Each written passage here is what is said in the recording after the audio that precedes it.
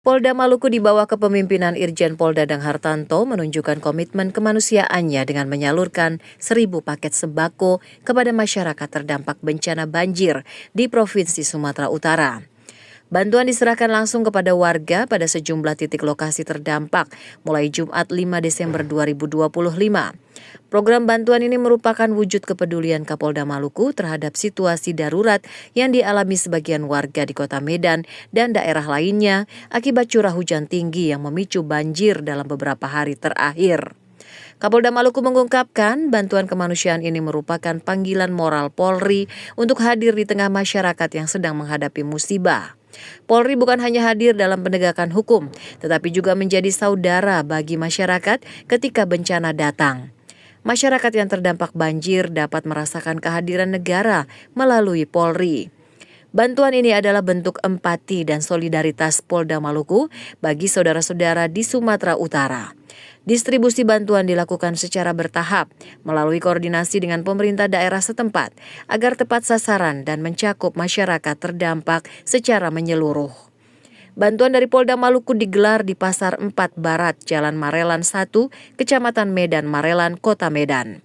Pada lokasi tersebut, Polda Maluku menyerahkan bantuan paket sembako kepada warga yang terdampak banjir. Dilakukan oleh Kasubdit 4 Ditintelkam Polda Maluku, Komisaris Polisi Andreas H. Sihite, mewakili Kapolda Maluku, didampingi Sekretaris Camat Medan Marelan. Warga penerima bantuan merupakan keluarga yang rumahnya terendam banjir, serta pedagang pasar yang aktivitas ekonominya terdampak. Upaya bantuan dilanjutkan pada Sabtu 6 Desember 2025 di Pasar 5, Jalan Marelan 1, Kecamatan Medan Marelan, Kota Medan, dengan penyaluran paket sembako kepada warga terdampak banjir di sekitar lokasi pasar dan kawasan pemukiman sekitar. Bantuan kembali disalurkan pada Minggu 7 Desember 2025 pada 3 lokasi berbeda di Kecamatan Medan Labuhan, yaitu Kompleks Perumahan Grima Martubung sebanyak 65 paket sembako, Kompleks Perumahan BTN, Kelurahan BTN sebanyak 25 paket sembako. Panti Asuhan Taman Getsemani Kasih, Jalan Kawat 3 nomor 74, Kelurahan Tanjung Mulia Hilir sebanyak 10 paket sembako.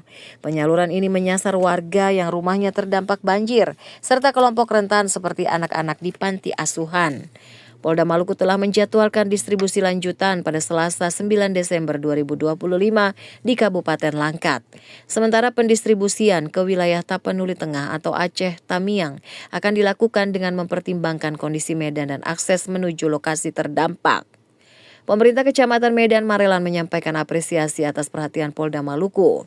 Sinergi lintas daerah ini dinilai mencerminkan semangat kebersamaan dan gotong royong dalam menghadapi bencana.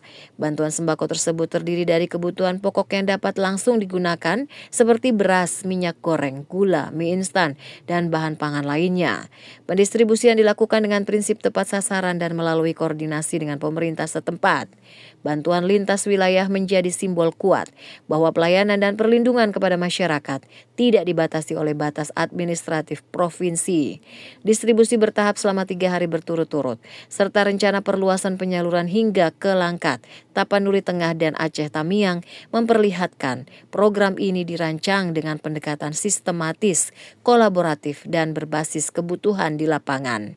Pola distribusi yang menyasar warga terdampak langsung, pemukiman padat, pasar tradisional, hingga panti asuhan menunjukkan keberpihakan terhadap kelompok rentan.